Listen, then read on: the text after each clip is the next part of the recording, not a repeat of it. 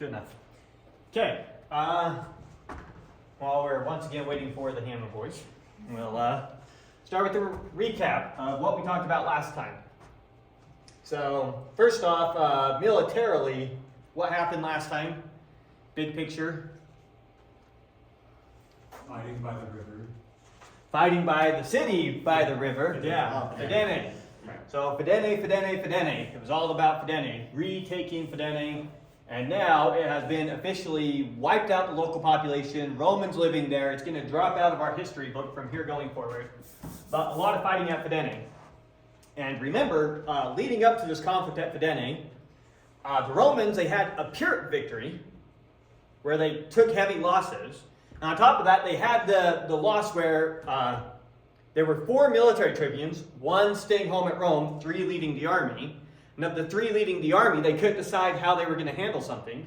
And so the second they came into contact with Veii, they instantly broke, getting 3 different sets of orders. 1 military tribune saying retreat, another military tribune saying stand your ground or whatever. So it was described as an army with 3 heads, couldn't decide what to do. So they suffered that loss, which hurt them troop-wise, and then they had their Pyrrhic victory, which hurt them troop-wise. So Rome took some pretty bad losses there. Veii definitely took some heavy losses. The city-state of Veii, largely who they were fighting, with Fidenae kind of being a proxy for the fighting, going through Fidenae to fight them. Fidenae, they got annihilated. Our other players, we remember what happened with the Aequians and the Volsci. So there was the one major battle with them where the Aequians had their camp, the Volsci had their camp, and when they went to meet them, sorry, V for Volsci, when they went to meet them, they had a dictator. The dictator made one camp, and the consul made his own camp, and the Aequians tried attacking the consul in the night. The Aequians ended up getting surrounded. The Volsci relieved the attack on the Aequians and ended up retreating, but the Aequians took some heavy losses in that battle. So Aequi, they've taken some pretty heavy losses manpower-wise. The Etruscans, Veii and their allies, have taken some pretty heavy losses manpower-wise. Rome taken some, they're kind of okay. Volsci actually got out of that conflict pretty clean and free. So manpower-wise, Volsci's still looking pretty good. Everyone else, all Rome's other enemies, they're pretty much in trouble manpower-wise. So we're going to see a period of relative peace coming up here due to all that loss in manpower. So that will be externally, we'll be seeing some peace here for Rome for a little bit. Internally, when we're talking about the internal politics, what's going on, essentially, what are the tribune of the plebs now constantly pushing for over and over again? There's kind of 2 things that they're after. Their agrarian law. Always and forever the agrarian law. They're trying to push forward the agrarian law. Never going to happen. And then the other thing that they keep trying to push forward is Pleb gets elected. A pleb becoming the military tribune. Remember, each year Rome has to decide, are we going to have consuls this year or military tribunes? They're almost identical. The 2 major exceptions being, first of all, anyone can be a military tribune, whereas only patricians can be a consul. And the other major exception is Religious. the religious thing was a minor thing. What's the other major thing that's different between military tribunes and consuls? You can have more than The number you can have. Consuls, 2 and only 2, and that's it. Military tribunes, it's however many get elected. I think there's currently a cap of 6, but even that we'll see get bumped up to 8, I think. To just deal with the fact that you need to field 8 armies, or whatever. 7 armies, I guess. So it's a much more adaptable position. You can adapt it to whatever your needs are. So internally, that's what the tribune of the plebs are constantly pushing for, those 2 things. We want a pleb, military tribune, and we want the agrarian law passed. So that kind of resets it internally and externally. Any other questions or anything you want to recap from last time before we jump into it? Okay, so jumping into this relative period of peace. So after Fidenae, it's just been sacked, the population largely sold into slavery, if not killed. Now it's a completely Roman colony. Veii, they're done. Veii's whole thing was to try and get Fidenae back. There's no chance of getting Fidenae back now. They suffered huge losses of manpower. So Veii is now ready to sign a 20-year treaty with Rome. There's nothing left for them to try and gain out of this. Rome, they take a pretty big hit to their manpower too. They still have to worry about the Aequi and the Volsci and any other internal rebellion, so they're happy to have a treaty with Veii. There's nothing they really want from Veii. There's nothing Veii really wants from them. So they're going to be good for 20 years here. And remember, the Aequi also took a huge hit. So they were trying to get a treaty with Rome. They were trying to get, I think, an 8-year treaty. The most Rome would give them is 3. Why? Because the Aequi are hurting a lot more than the Romans are. Well, the Romans have taken a hit. No one's taken a hit like the Aequi, except for Fidenae. The Aequi were the ones that got completely surrounded for a while there. So they've taken some massive hits. They're looking for peace. Volsci, not so much. Now remember, the Volsci, they have 2 internal factions, a pro-war faction and a pro-peace faction.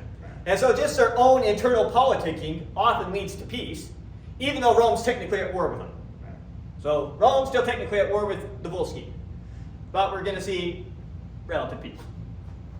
Okay, so if you're a patrician, when you get external peace, what's immediately the next thing that happens? Internal turmoil. The tribunes now start doing anything and everything they can to try and get whatever powers they can. So the patricians thought this is going to happen, so the first thing they decide to do is to just fund some massive games. Keep the plebs super entertained, and on top of that, when Rome throws their massive games, remember that the surrounding populace is also invited to those games. Right. So they also just want to pacify the surrounding people, their allies, their Etruscans that they were just at war with, everybody. Let's just all be nice for a while. That's what Rome wants, some recovery time. So big massive games is what they're going to do. Now, tribune of the plebs, they're going to continue doing what they always do. They're going to keep on pushing for each year. They're going to have to negotiate with the patricians to say, next year, let's elect military tribunes instead of consuls. And they're going to have to fight like crazy for that, and there's going to be some give and take that goes on, and they're finally going to get their way, like every other year or whatever it is. And every time they get their way, it's all patricians that get elected to this position. So the poor don't get confused between a military tribune and then a tribune of the plebs. Tribune of the plebs, this is like the head of the plebs. So when I say just tribune, we're thinking tribune of the plebs. Military tribune is like a consul, that can be a pleb. So they are becoming more and more frustrated with their own population, with the plebs. They keep pushing every year to get military tribunes. Anytime they're successful, the plebs just keep on electing patricians. The plebs are way too comfortable. They're way too satisfied with the way things are going. This strategy of the patricians of funding these games, keeping them entertained, and just keeping on good terms with the plebs is working. Killing them with kindness. It's working. And so the tribunes are getting more and more frustrated because they're kind of embarrassing themselves every time they do this. They make all these sacrifices, work so hard to finally get one of their guys able to run for office, and the plebs outright reject the poor guy. And oftentimes it's their own family member, their father, their brother, their cousin, whatever, who they talk into doing this thing, only for him to get blown out in some election. So, not only are they getting frustrated, they're getting embarrassed by this fact. And so, since this stops working, what they decide to go back to focusing on is just a good old-fashioned agrarian law to try and just work up the plebs. We got to at least get them outraged first. They got to stop being so happy with these patricians. Otherwise, nothing's going to change. So we've got largely external and internal peace. The tribunes are trying to work up something, but it's just not really working out for them, and everything's kind of going smoothly, especially if you're a patrician. Now, complete side note. Capua. City right here. The Etruscans, the 12 Etruscan cities are this lined up here, but the Etruscans also had colonies throughout the land, and in particular, they exerted control down here for a long time. Remember, Fidenae was ultimately an Etruscan colony if you go back far enough. So you go back to pre-Roman history, we talk about like 800 BC, this would all kind of be Etruscan-owned lands. And they've hung on to control down here up until this point, 424 BC. There's this group right here called the Samnites. And they live in these mountains down the center of Italy here, a mountainous dwelling people. And they are a very tough and warlike people. And as Rome has kind of been on the rise here, the Samnites have been kind of doing the same thing here. And so, what has just happened is their population has kind of been expanding and integrating with the local Etruscan population there, particularly in the city of Capua. It's like the capital of the area, the most important city in the area. And so they've been integrating with the population there. And on some festival day, all the Samnites agreed that none of them were going to drink, and they were going to encourage all their Capuan friends to drink a lot. And once they were all good and drunk, they killed them all, took the city, and said, we are a Samnite city now. So the Samnites expanding their control. They've been expanding their control for a while now. Now it's coming into the Roman vicinity. For those of you who know a little bit more history, obviously we're setting up for the Samnite Wars, which is the wars for central Italy. It's going to be a showdown in like 100 years between Rome and the Samnites. So we're going to kind of see them rising in the background, and they're ultimately going to be the next big bad guys. So Samnites on the rise. At the same time, Rome is hearing all sorts of rumors about the Volsci mobilizing, getting ready to attack Rome. Remember, the Volsci are the ones who are kind of got off the hook with everything. They're kind of okay manpower-wise. And so if they could just internally agree to go to war, they have the manpower to go to war. So Rome's hearing rumors that the Volsci getting ready to go back to war with them. But already Rome's had like a 2-3 year period peace here where there's been no major conflicts. And so the Volsci decide to go to war. Volsci send their army. Eventually they get into Latin territory. In particular, they get and start raiding the lands around Tusculum. Now remember, how does Rome feel about Tusculum? It's like their favorite Latin city. Best friends in terms of cities. So they love Tusculum. Once Tusculum's in trouble, Rome's going to send their army, send their aid. So now Rome, in the year that this happens, they happen to have consuls in power, not military tribunes. So it's going to be a consul who is sent to deal with this conflict in a mountain pass. So the Volsci, they're holding up. They've got their camp in some mountain pass. Here's the Volsci. We've got mountains on this side. We've got mountains on this side. Volsci in the mountain pass. They've got their army set up. Whatever it is. Blocking off the mountain pass. Roman camp comes, sets up. And they've got their armies. Once again, trying to fight. Now, since it's in a mountain pass, cavalry can't really do anything in the battle.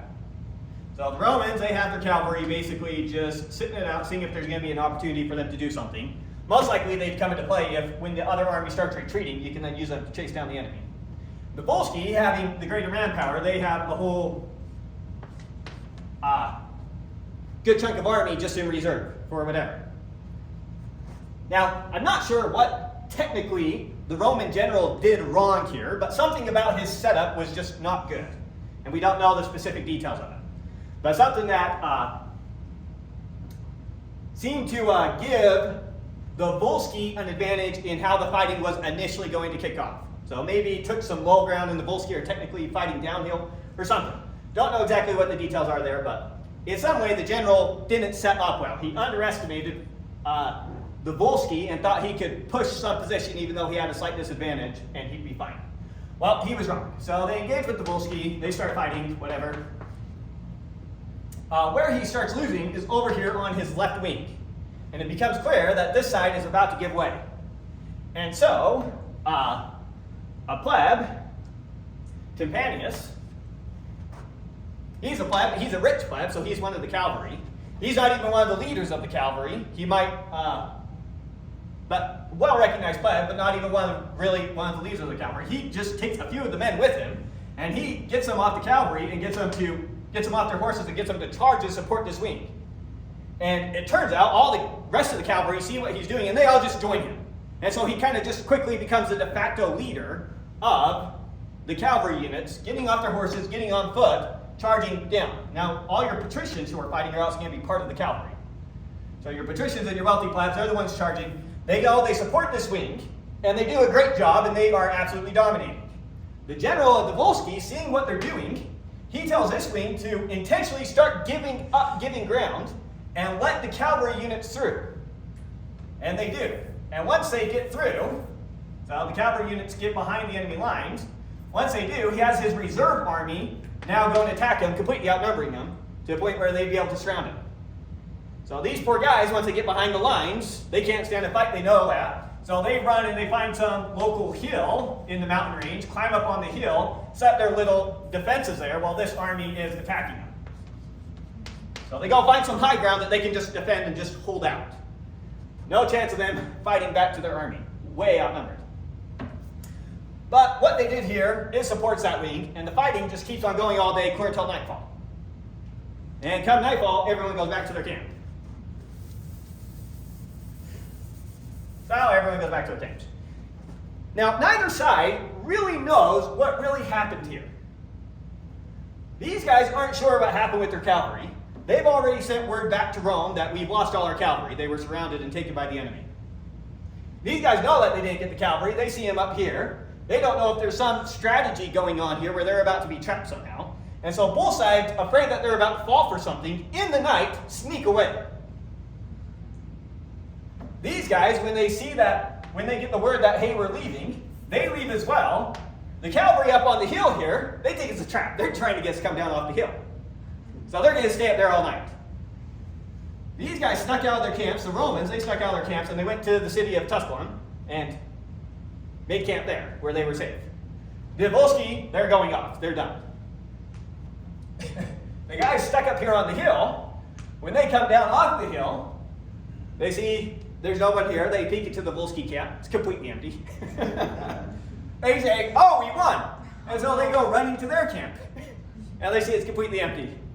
So what on earth happened here? So they gather up as much plunder as they can. They gathered up all the injured units who were left behind. When you have to make a quick retreat away in the night, you got to leave the injured who can't carry themselves. And they just go back to Rome. Not Tusculum. They have no clue where their army is. Yeah, they just go to Rome. So they're just going back to Rome. No clue what to do. So they're on their way back to Rome, with the majority of the army still encamped in Tusculum. Now, when the consul left the camp to go to Tusculum and keep his army there to see what the Volsci were going to do next, he sent word back to Rome about everything that he thought had happened. So word had already gotten back to Rome that all those cavalry were killed. So when the cavalry come back, they come back to the city in mourning because they think they're all dead. Because understand, your cavalry, that's all the patricians who went and all your higher up plebs. These are like the greatest known people in the city, and they all died, supposedly. So they come back to a mourning city. That quickly turns into celebrating the fact that they're alive.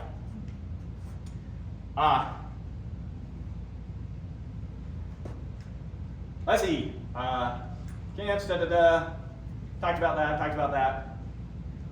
Okay, so with that, when they get back to the city, realize, oh, the cavalry's alive. Seems like the Volsci took off. They report that the Volscian camp was completely empty. They must have left somewhere. Then the Senate basically calls back the rest of the army from Tusculum saying, come back to Rome. It seems like wherever the Volsci went, they're not here anymore. So they end up going back. Now, put our tribune of the plebs hat on for a second. We just barely watched this consul kind of lose a battle, right? He didn't really set up the way that he was supposed to. And on top of that, he potentially could have lost all these cavalry, which are the very important people in the city. And what the tribune of the plebs, they kind of have two strategies here. One, anytime consuls are elected, we're going to say, they did such a bad job. Don't you wish you would have selected military tribunes? And then when it's a military tribune who does a bad job, they're going to say, he did such a bad job. Don't you wish you would have chosen a pleb rather than a patrician? So those are going to be the two things that they say. So the consul was the one who was leading this military effort. There were problems with the military effort.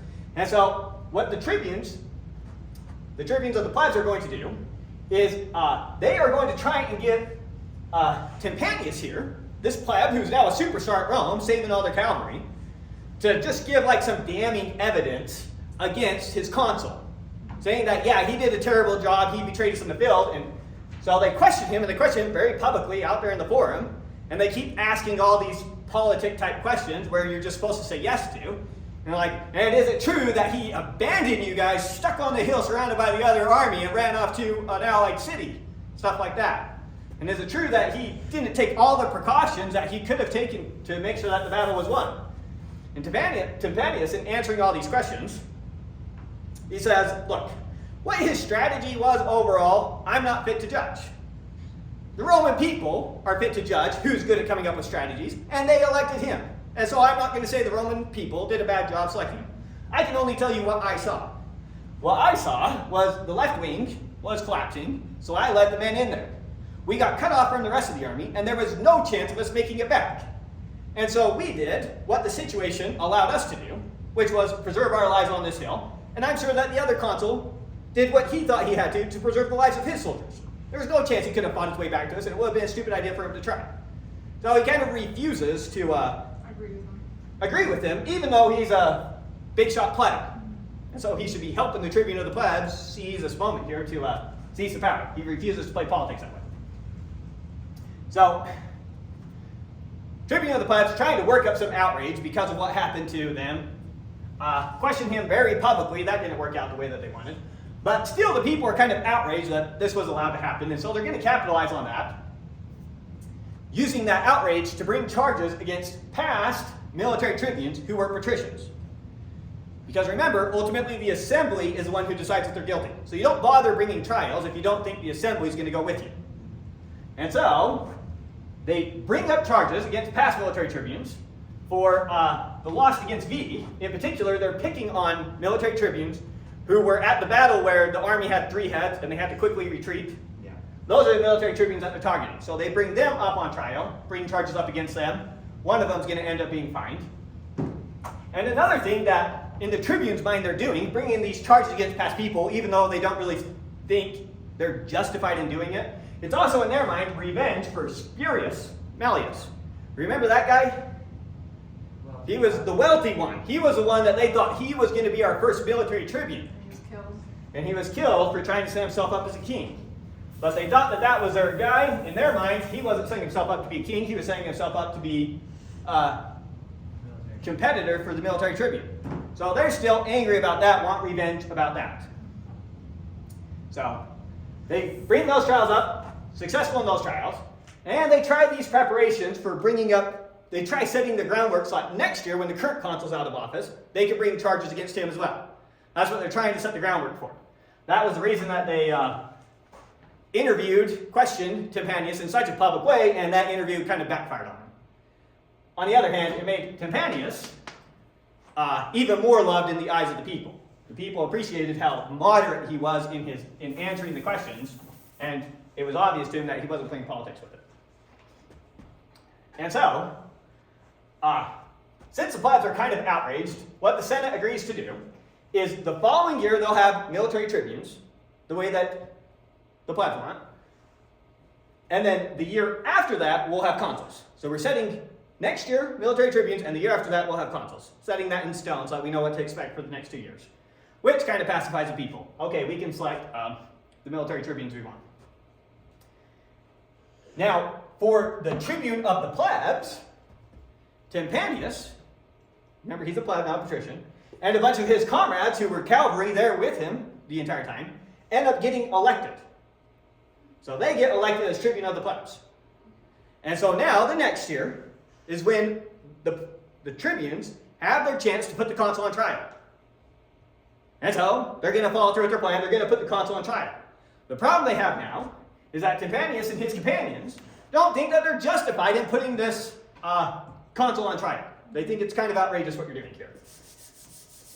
And so they try to talk their fellow tribunes out of doing it. Their fellow tribunes say, are you going to go so far as to veto this action and not even allow the case to go forward? They say, no, we won't do that.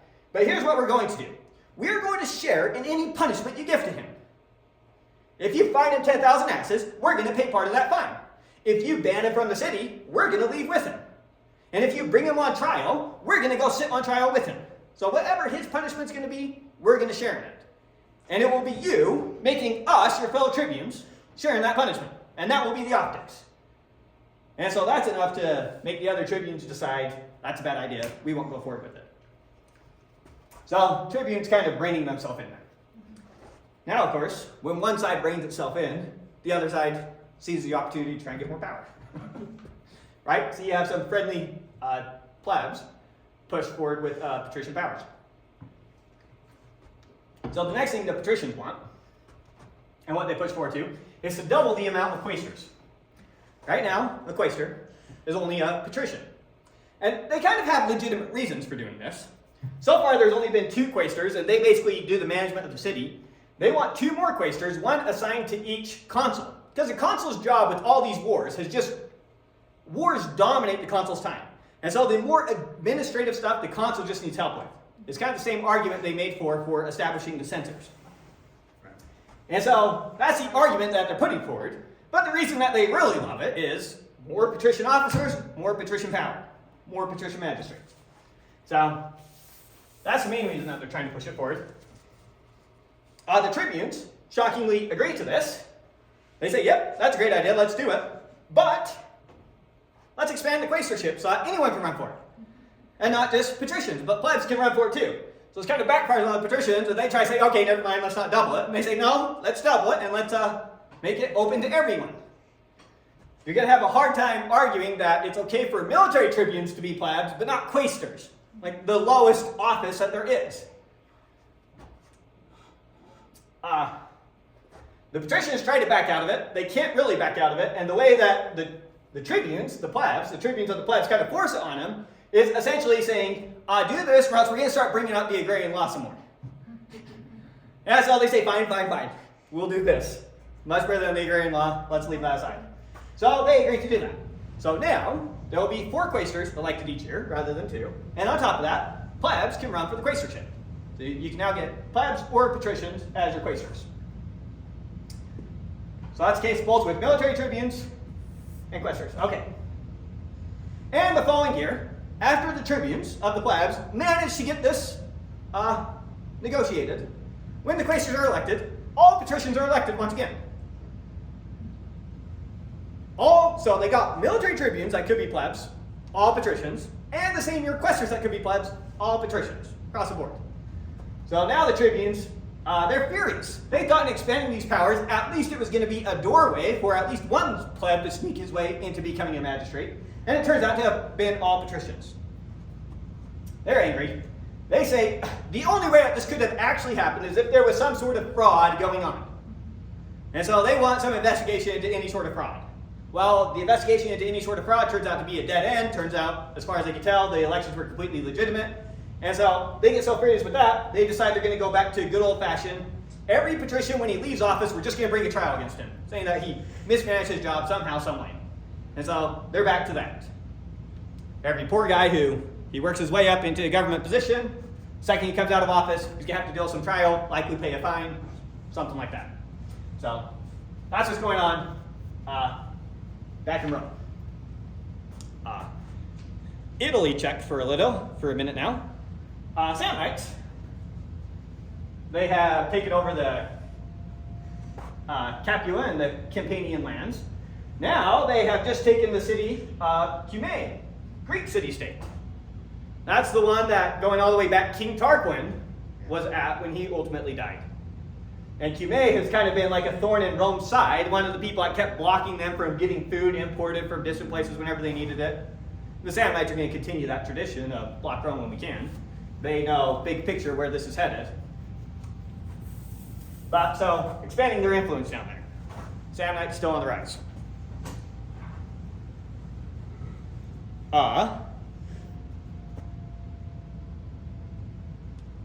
Okay, so yeah. Campanians, people in Campania, which is largely Samnites now, take Cumae. Okay, back at Rome. Remember with Fidenae, Rome drastically increased its slave population. A huge portion of that population just became slaves to the Roman people. And so, large slave population here in Rome. Now, at first, they're not going to want to go right back to fighting the Romans right after they got defeated so hard so many times. But, 8 years later, they might decide, I'm kind of sick of being a slave. And so they kind of decide they're sick of being slaves. And so they put together a plan. What they were going to do is, on a particular day, on a particular night, they were going to go start fires all over around Rome, and then sneak arms into the city and go and quickly take Rome's citadel on top of the Capitoline Hill. And then from there, once they have control of the Capitoline Hill, be able to negotiate whatever it is that they want to negotiate. So they were getting ready to pull this off. On the day that this uprising was supposed to happen, so it would have happened that night, 2 slaves come to the Roman Senate and they say, here's the plan. Here's what they plan on doing. Here's where the arms are located that they plan on bringing in the city, Tell them all about it. The Senate says, thank you very much. Here's your citizenship and your 10,000 asses. You're now a free man. Enjoy. So, always quick to reward the slaves who stay loyal to Rome. And you can see why. The couple times that they've done it in the past, keeps paying off for the slaves, keeps paying off for Rome. Win-win. Okay, but now, war with the Aequi. So they've had, I don't know, probably 10 years since their last major defeat. Plenty of time to recover some of their numbers. They're now ready to go to war with Rome again. And they're also getting Levici, Latin city, to rebel with them. On the map, it's going to be Levitium, labeled different on the map, but that's the city that we're talking about here. Kind of not a great map for the Aequi. The Aequi are over here, but gives them a place where they can come into the territory and have a base to operate from, close to Rome. So it gives them a base of operations. So nice to have the city revolting with you at the same time. So Latin city, together with the Aequians, are going to rebel against Rome. Now I'm going to call them just the Aequi or the Aequians because these guys' numbers are kind of insignificant relative to the Aequian army coming to support them. But they're both there. Okay. So Agrarian and Levici, they decide that they're going to go to war against Rome. Back at Rome, got to levy the army. They had 3 military tribunes. How many military tribunes need to stay and watch the city? Just 1, so 2 of us get to go. So now the question is, who's going to be the one who has to stay? And so there they are in the Senate arguing why they should be the one who should go and it should be the other guy who has to stay. And this arguing about who should be the one to go, it gets kind of disgraceful in the way that they're behaving, in the way that their behavior is. Now, one of the senators watching this, his name is Quintus Servilius. We've seen him before. He was the dictator at the first siege of Fidenae, the one who dug through the hill. That guy. So he's a big deal here in Rome. One of his sons is a military tribune. And he says, this is ridiculous how you guys are behaving. And if the state can't keep you in line, then a father will have to keep you in line. And he says, you son, don't get to go. You're the one that's going to stay. And he says to the other 2, I hope your conduct when it comes to the war is much better than your conduct here in the Senate House, because this is just disgraceful. And it also gives you another taste.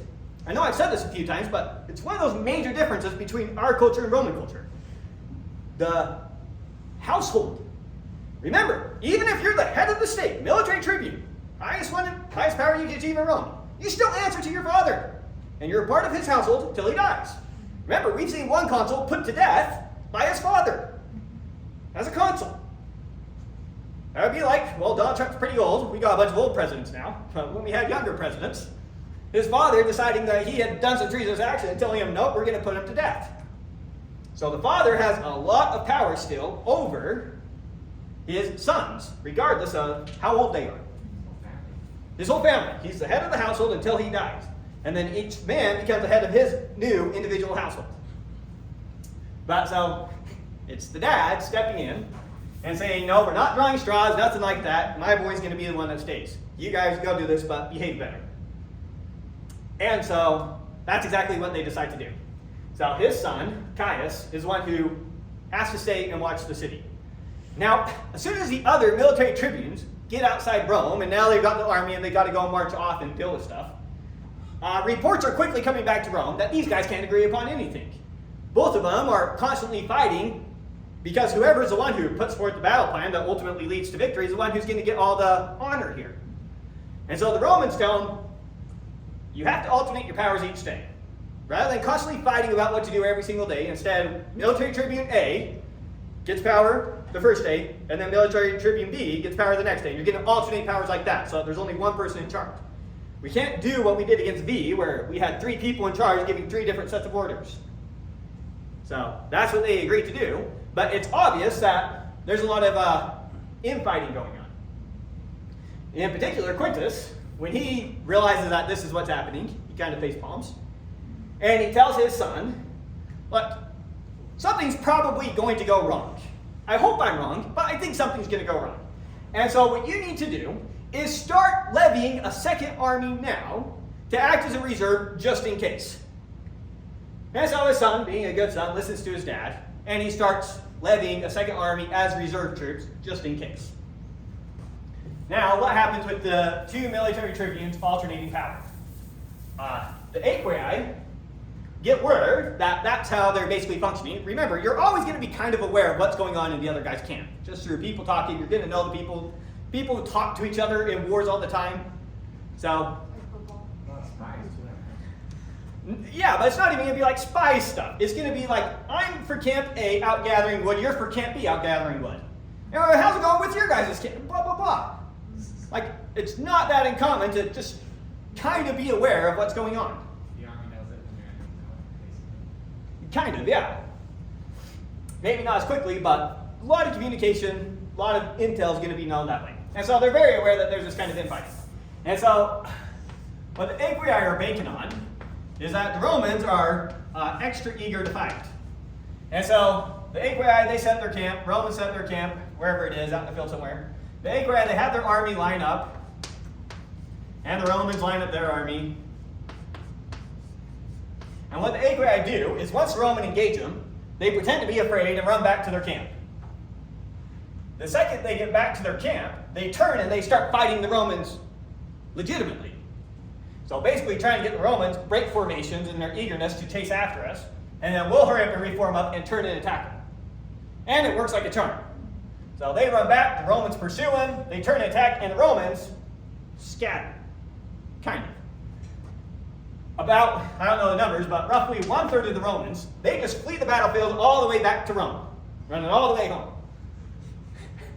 They're able to keep about 2/3 of the army together and do a controlled retreat back into the Roman camp, and then as the Roman camp is being attacked, just hold out until nighttime.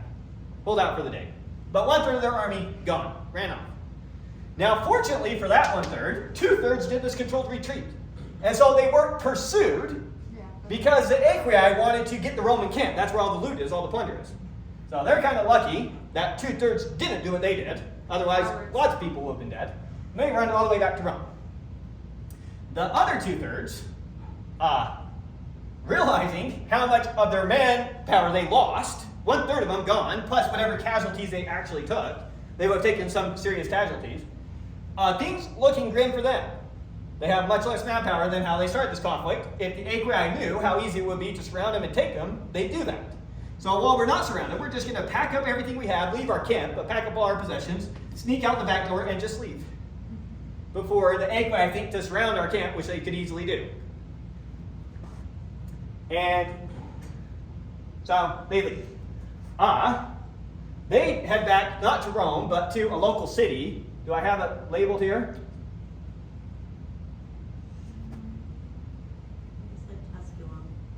Could be. Okay. Yep. Tusculum. Thank you. Tusculum. So 2/3 of the army, the ones that did the controlled retreat, they're going to go back to Tusculum to regroup, close to the city. 1/3 went all the way back to Rome. And so now 2 stories are spreading like mad.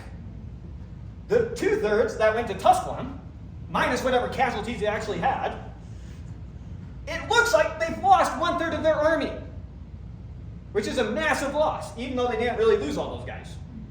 And so from the Tusculum perspective, it looks like the Roman army was absolutely demolished. Back in Rome, where 1/3 of the army went, the other 2/3 are gone. And so the story at Rome is that the Roman army has been absolutely devastated. And so reports are getting back to the Aequians over and over again. You guys absolutely dominated the Romans. You've destroyed their army. Anywhere from 1 to 2/3 of them are just dead. It's like, oh, we beat them a lot better than I thought we did. Wow. Pieces of information doesn't mean either, I'm sure. Right. So these 2 different stories are creating panic, not putting together the fact that it's 2 different armies telling this different, kind of the same story. 2 stories originated, 2 of the same story originating in 2 different places. And no one pieces together how to put those together quick enough. Anyways, so the Roman people, they're panicking because they're hearing these stories. Everyone across Rome is panicking, and the Aequians are basking in it, absolutely loving it. Now, because the Roman Senate, hearing the story, hearing the report, they think that they've suffered massive losses. What are they going to do? There's kind of only one guy that really seemed to have a plan, Quinctius here. We're going to make him dictator. He seemed to kind of foresee that something was going to go wrong, and he'll take care of us from here. So they appoint him dictator. He appoints his son, Caius, master of the horse, his right-hand man, and he takes control of the army. Now he gathers up all the troops that are there at Rome, and he finds out that there's that Roman army also in Tusculum. So he goes over to Tusculum and sees, oh, well, things aren't as bad as I thought. It has a good-sized army there. And so now they're going to march out in the field, once again, against the Aequi. With way more soldiers. And so they're going to have more soldiers than they had before, facing off against the Aequi. They're going to line up their armies, whatever, ready to face off against each other. Not sure how much time they had to gauge each other's numbers, but lining up. Now, something with the cavalry. Oh, I didn't write it. I'm going to lie, but it's kind of true. I'm just not sure how it's a lie. He did something with his cavalry and charged at him in an unexpected way. That's the truth. Now I'm going to embellish the truth to make a story out of it. So he did something like on a local hill, on some trees, local hill trees, somehow got the cavalry behind the hill. And he just lined up his army, getting ready for the Aequians. The Aequians, seeing the Romans offering an army, they hurry up and line up, and they're the ones marching towards the Roman army. So the Romans just kind of line up and stand their ground. Aequians, they're eager for this fight. They're going to go march, underestimating the Roman numbers. And so they hurry up, they line up, they go to march, and then when Quinctius back here gives the signal, the cavalry are supposed to charge out and go hit him. Now when the cavalry are charging out to go hit him, he sends the order to his men to charge at him, basically pursuing him like they're fleeing. In other words, we're not worrying about formations anymore. Charge him like they're fleeing. And the first guy next to him, some standard bearer or something like that, is like, what do you really mean? Basically telling him, no, you're crazy, we're not doing that. And he has to kill one guy to get his point across. No, do what I'm telling you. Charge him down.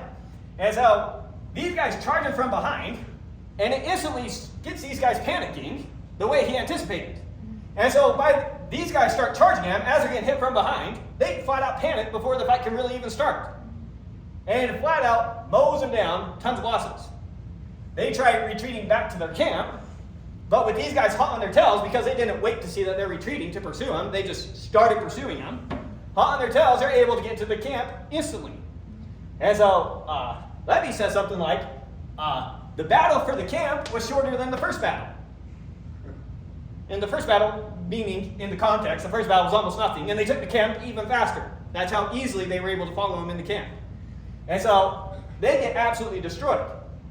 Now, what Quinctius also did is he told the cavalry, after you do this, your job is specifically the soldiers from Levinci, the local city, not the Aequians. Yeah. So that would be a smaller portion of the soldiers, but wherever they are on the battlefield, that's your guys' job. Pursue them, kill them, every single one of them. And so the cavalry do that, and they are pretty successful, pretty much killing all the soldiers from Levinci, while the rest of the Aequians, they have to abandon their camp and go all the way back to the local city of Levinci. Do you know how they would know that they're from Levinci? There's going to be all sorts of standards put up to mark your cohorts. You have to advertise pretty well where you are and what you're doing, because understand, that's also how your teammates know what's going on. If suddenly the Levinci banner is gone, that means that they fled the battlefield. And so I should probably flee the battlefield. So you're trying to communicate, even though you're giving information to the other side, you're trying to communicate to your side as clear as you can where the soldiers are and that we are holding ground here. So they would easily identify who that is. Yeah, probably arm themselves different, but it would be very clear which army came from where and which cohort was which cohort. Anyways, so this is stupid successful. They get the Aequian camp. The Aequians, they run into the local city of Levinci, but the problem they have there is that all the soldiers from Levinci were pretty much killed. And so it's like they're kind of going just into a foreign city, and it's kind of an unorganized mess. And the population there, knowing that their whole army is pretty much dead, they don't really care that the Aequians are there anymore. They feel bad that they've lost their whole army. They don't put up much of a fight when Rome shows up. And so the city pretty much instantly turns itself over to Rome. Aequians now in trouble. We don't have details of what exactly happened to them. Probably not pretty. Maybe they just went under the yoke and got sent on their merry way. But so Levinci was quickly taken as well. And so with that, got the city back under control. We beat the Aequians. All in all, it took Quintus 8 days. He resigns from his dictatorship. Back to putting the military tribunes back in power. So there's our war with the Aequi that they put off for 10 years or whatever. Any questions with that before going forward? Okay. Now, again, we just got peace abroad. What's going to happen? The tribunes of the plebs are going to now try and construct some internal turmoil to try and get more power. Now, what are they always pushing for? The agrarian law. And so the patricians say, we're going to beat them to the punch on this one. Because Levinti, right here, it's pretty close to Rome, but it was, it's far enough away from Rome that the lands around it aren't occupied lands. Remember what occupied lands are? Basically lands that patricians and richer plebs have just kind of occupied over the generations just by virtue of Rome being there for hundreds of years. But the lands around here aren't. And on top of that, we just barely killed out their entire military population. So there's a bunch of empty land there. So what Rome does, what the Senate decides to do, is we're going to send, there's basically 3,000 acres of land now not being used there. We're going to pass a law saying that we're going to send 1,500 colonists there, each one getting 2 acres of land to have their own little farm. And this way we're going to give the plebs some land, like they want. And that way the tribunes won't bring up this agrarian law thing. We'll see, we're trying to help them out how we can. And so they do that. And the tribunes say, that's a great start. But we want the agrarian law, full-fledged thing. So, back to pushing for that. And so we got more internal struggles going on. Back and forth it goes. Now, a senator by the name of Appius, you may have seen that name before. Remember, same guy just keeps getting reincarnated over and over again. And takes the same name every time. So, I think like the grandson of the Decembri, I can't remember what Libby said. That's crazy. Yeah, this is insane. Gross. As much as we say gross, the Claudians were very much a respected tribe there in Rome. And so when you get all the way down to like Julius Caesar, he's going to be he's going to be connected to the Claudian family. But anyways, Appius Claudius, he says, this is ridiculous, the way that we keep going back and forth over this agrarian law nonsense, always having to negotiate with these plebs, giving them a little bit here, a little bit there. Nonsense. We need to put these plebs in their place. And plebs, being plebs, are easily won over with just a little bit of money to bribe them, and you just flatter them a little bit. Say, oh my goodness, you act so good, you could almost be a patrician. You know, that kind of talk. And this should be enough to win over these tribunes. So flatter them a little bit, bribe them a little bit, and just bribe them to our side rather than trying to convince them or giving away ground politically. And so the Senate decided, well, we'll try it the Claudian way. And so it works. They bribe 6 of the 10 tribunes to their side. And so now 6 of the 10 tribunes are pretty much going to do whatever they tell them to do. And this way, they're going to be able to kill the tribunes from inside. They can use the tribunes to veto tribune actions. That's the big idea there. And so, works very successfully. They try bringing up the agrarian law. Tribunes can go ahead and block it. Maybe give some detail. Flesh this out a little bit, how this actually goes. So you can see how much politicking is involved. So the way, just give it to you one time, that the Romans do this, is some tribunes bring up the agrarian law, and the patricians say, you know what, we think that this is an absolutely terrible idea to go forward with the agrarian law. We think not only would this be extremely harmful for the patricians, but it would be extremely harmful to the plebs themselves. But you keep bringing this up, saying that you, the tribunes, represent the people. Fine. As the representatives of the people, we will leave it to you tribunes. And they're saying this very publicly with the assembly right there. We will leave it to you tribunes here to publicly state whether or not you really are for or against this law. And if you say you're for the law, we will step aside and let the law go forward. Now, of course, they paid 6 of the 10 to say they're against it. So they say, you tribunes, how do you vote? Should we continue debating this law? And 6 of them vote against it. And so some little pleb sitting there, watching this, I mean, that guy represents my interests. 6 of them just said no. Maybe that patrician knows something I don't, and it actually would hurt me somehow that this law went forward. And so that's what I mean by using 6 to block their actions. Not quite a very blunt way, doing it more backhanded. Anyways, but it's successful, and so they keep blocking the actions in the agrarian law. It's not going anywhere. Fast forward, don't know how much time. But there's another city, Bolee. Find it on the map here. Should be close to, here it is. So up until now, this has been an Aequian town. So, Aequian town, part of the Aequi, we don't have them on the map, but they'd be largely up here. And so that's where they would trickle in. Being an Aequian town, they saw some advantage by which that they thought that they could reconquer the city of Levici and get it back. And so they sent out their little army to do something against Levici, try to re-get the city, and it kind of doesn't really go anywhere. They were expecting that all the Aequi would come and help them in the assault if they could get this advantage. Some advantage by which they could have easily gotten the city with more manpower or something. I don't know exactly what the details are. But very clear that they thought they could easily do this with some support from the Aequi, their sister cities, their fellow tribesmen. Now the Aequi have zero interest to go to war with Rome right now. They just suffer massive losses. And so the rest of the Aequi tribes basically send back to Bolee, you're on your own. We're not sending any help. And they kind of say, well, crap. They can't take the city. They go back to their city. When the Roman army shows up, it's not even a competition. It'd be like me fighting a toddler.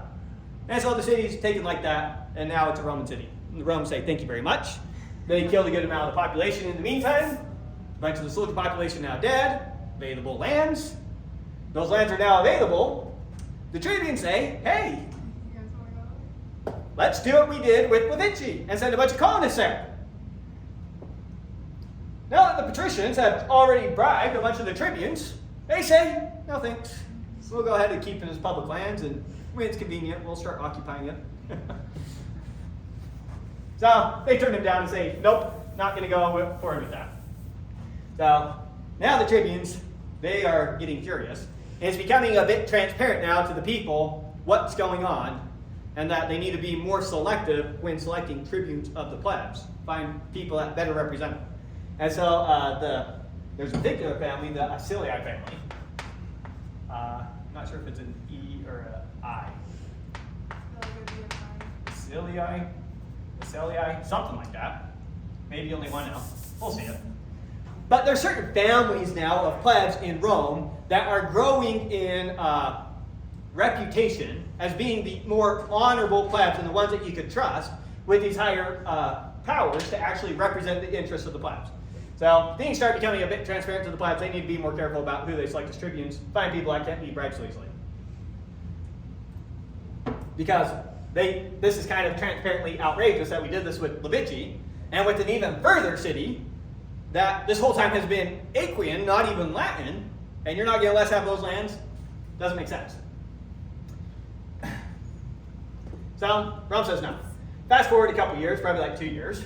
The Aequi, able to get some numbers back together, they go over and they reconquer Bolee and get it back as an Aequian city the way that it used to be. That doesn't last long, and they quickly lose it again. So a little back and forth there. Now, when they lose it again, when it gets reconquered, would have been like the next year. In the year that it got reconquered, it happened to have been military tribunes, not consuls, that were in power. Okay? So we got military tribunes, just barely retook the city. When you take a city, that's a chance for the soldiers to get plunder, get loot. That's basically what a soldier's pay is the plunder that they get from taking a city. So the military tribune in charge of this, Marcus Postumius, when they retake the city, he refuses to even let his soldiers have the plunder of the city. Now, this has happened a few times in the past, but it typically happens right after there's a plague in Rome. When there's a plague in Rome, Rome has to go buy a bunch of food from other places and then subsidize it so the people can afford it. And so that eats away at the Roman treasury. And so in the past, when this has happened, it's been something like restore the Roman treasury. This is just blatant, there was no need for this. And so it's almost like he's stealing the pay from the people. And so it's very clearly embezzlement, what's going on here. That he's using it, pretending that we needed it for state funds, but using the state funds to pay off his pals. So that happens pretty transparently. And so Postumius, he's called back to Rome. His army's still out in the field somewhere. He's called back to Rome. And while he's called back to Rome, there he is in the assembly because he's got to talk about what he did, whatever. He hears one of the tribune of the plebs, once again out in the assembly, trying to work up the plebs to push again for the agrarian law, especially after they feel like they've just been cheated out of the lands that they could have gotten for bullding. And again, they just reconquered it. And so now we should be pushing once again to at least get our colony sent there, if not the agrarian law outright. Now, Postumius, hearing this, says something to the effect of, if any of my soldiers support the agrarian law, they'll be sorry. Remember, his army's still out in the field. He's in Rome, his army's out in the field. Out in the field, he has power over life and death of those people. And so this is seen, kind of blatantly, him threatening his army. So this does not go over well with the public. When word gets back to his army that he said this, his army is furious that he even said these words. So, very big deal. When the tribune there hears him say this, the tribune, he's very happy that he said that. He says, look at what you plebs keep voting for. I worked so hard to get military tribunes appointed, and you keep voting for people like him. You put him in power, and look how he talks about you and your fellow soldiers. Are we really going to keep putting these types of men in power, or are we finally going to get a pleb as a military tribune? So while Sarah talked about the agrarian law, he quickly pivots to talking about putting plebs as military tribunes and working up outrage once again against these patrician military tribunes abusing their powers.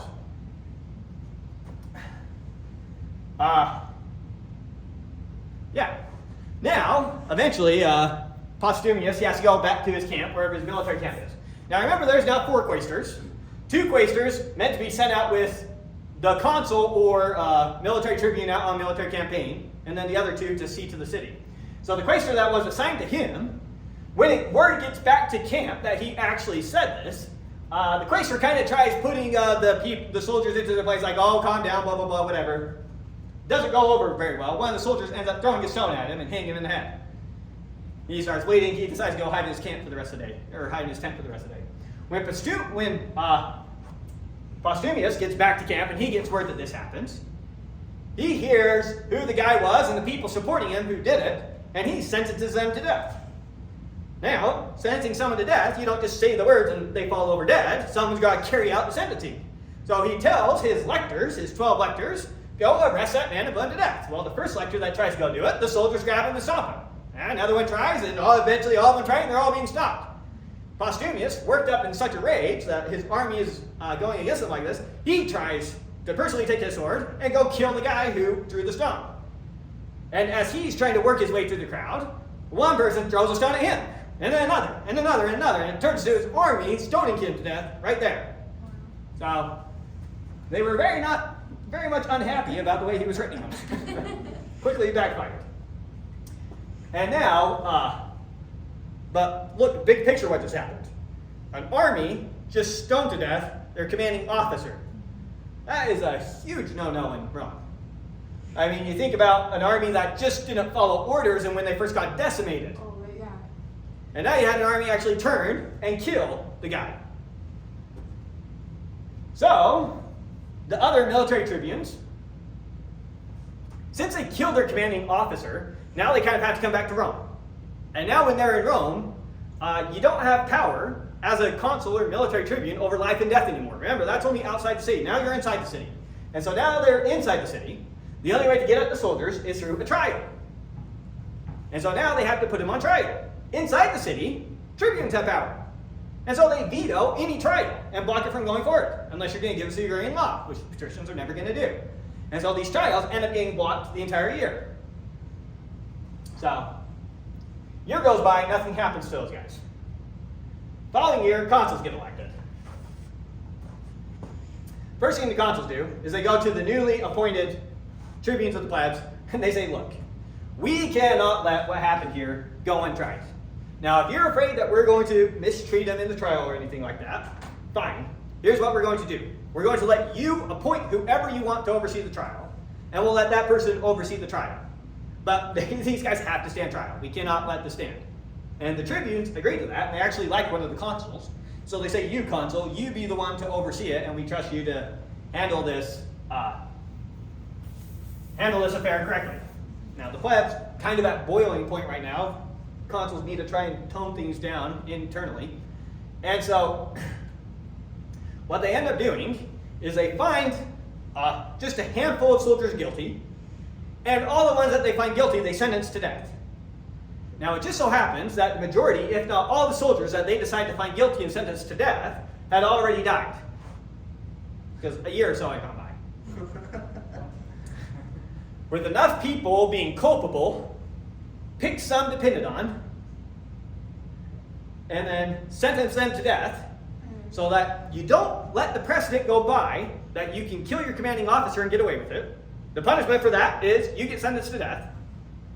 But all the people that got sentenced to death were people that were already dead. So they went down to a whole bunch of people who had died. Right, the idea of they're trying to walk a little bit of a tightrope here. We don't want to outrage the plebs, but we can't set this precedent. And so, this is seen as kind of like a good way of handling the situation. They get praised for the way that they handled the situation. This works at pacifying the plebs, and things kind of toned down with that, because they were very much worried who was going to die here.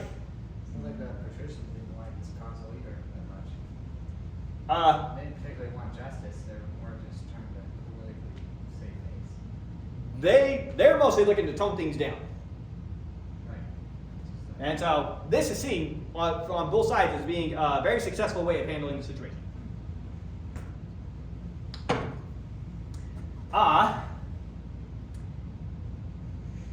Okay, and so that pacifies the plebs.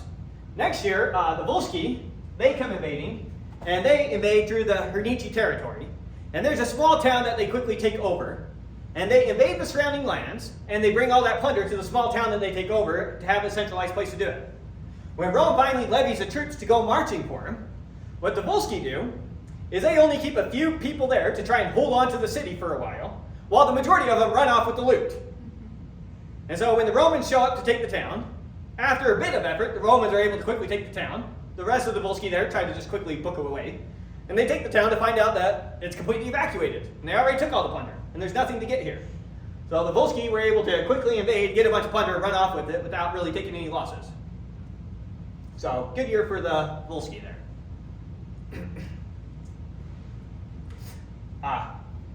Following next 2 years, what we're going to have is a year of plague hitting Rome. And because plague hits Rome, a bunch of people are sick. A bunch of people are sick, they can't work. The plague hits during some sort of major planting season. And so what ends up happening is 1 year there's plague. They can't work the fields, they can't grow the crops that they normally would have. And so the following year there's going to be famine because they couldn't get enough food. So we're going to have a year of plague followed by a year of famine. Because the fields, during the year of plague, largely left unworked. Now, the famine wasn't particularly deadly, it was just enough to make the plebs largely unproductive out in their fields. Nonetheless, the plague followed by the famine, people being sick followed by people being hungry, kind of puts politics out of their head for a couple years. And so for a couple years, things are also able to tone down thanks to sickness and famine. And so no one's arguing about the Agrarian law. And Romans, during the year of famine, how are they going to get food? Once again, can't get it from your local friends because you don't have any local friends. Everyone locally hates you. They tried to get it along the coast, but now the Samnites, because they have control of Capua and Cumae, more coastal regions, they're largely blocking trade down to the southern part of Italy. And it takes Rome a while, and it takes Rome a good amount of money, but ultimately they're able to get food all the way from Sicily once again, and then from northern Etruria. Maybe this is worth noting. Rome's always fighting the southern Etruscans. They're never really fighting the northern Etruscans. And remember, going all the way back to Lars Porsena from, what's it called? Cussalum or something like that. Rome always had a good relationship with that city. And so it might seem weird, I probably haven't ever really stressed this before, it might seem kind of weird that Rome's at war with southern Etruria, but on good relations with northern Etruria, and even though Veii wouldn't give them a grain of rice to save their life, Cussalum, whatever the city is, way further up north, is very happy to help them out. So it's always northern Etruria that keeps helping them out in time of need. Remember that the Etruscan cities, they're allied, kind of like Athens and Sparta were allied. And Athens doesn't really care if you do something behind Sparta's back.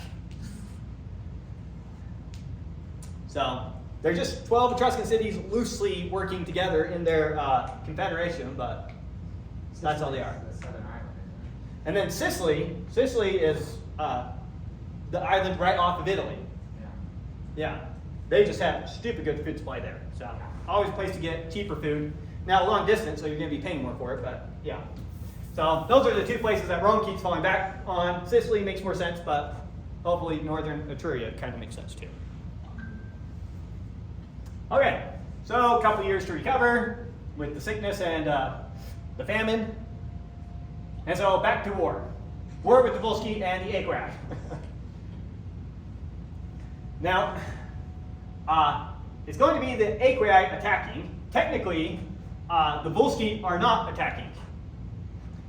Meaning that the Volsci, remember they have their two factions.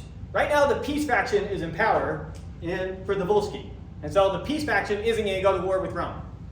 And so what ends up happening is a bunch of Volsci who are on the war faction side decide to go join the Aequi, not as professional or not as soldiers from the Volsci, but just as mercenaries. Right? You can't stop them from hiring them to go fight for you if they're willing to accept pay to go fight. So they're not fighting for the Volsci, they're fighting for the Aequi as mercenaries, but it's going to kind of add up to the same thing, except for Volsci only going to provide like half of what they normally could. Is that like a political loophole right there? Yeah, it's one that's used all the time throughout all sorts of treaties. Is two city-states happen in Greece all the time. Two city-states have a treaty that they won't go to war against each other, and so one city-state sends mercenaries to city-state C to go attack them. Yep. Or, you know, America and Russia, we're not going to fight, but no one said anything about North Vietnam and South Vietnam. Or North Korea, South Korea. So, yeah, type of Cold War. Let's see. So, once again, you have these army marching into the territory, raiding your allies' territory. It's your job as Rome to protect the Latins and to protect the Hernici as your allies. And so the only way to do that is to levy troops. Our consul, Valerius here, he tries to levy the troops. And anytime Rome needs armies, that's a tribune's chance to try and get some political power. In particular, try and force through the Agrarian law once again. And so they decide to block, the tribunes decide to block the levy, once again pushing forward for the Agrarian law.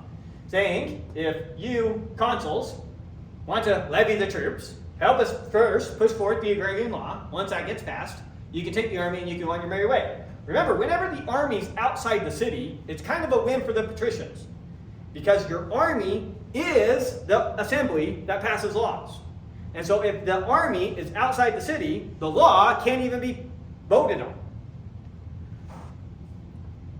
So that's why they want to keep the army in the city until they get past the Agrarian law. The consuls, it's their job to go protect their allies, lead the army. They're going to try levying the troops to go do it. Well, the Aequi eventually end up taking a city, Cerventa.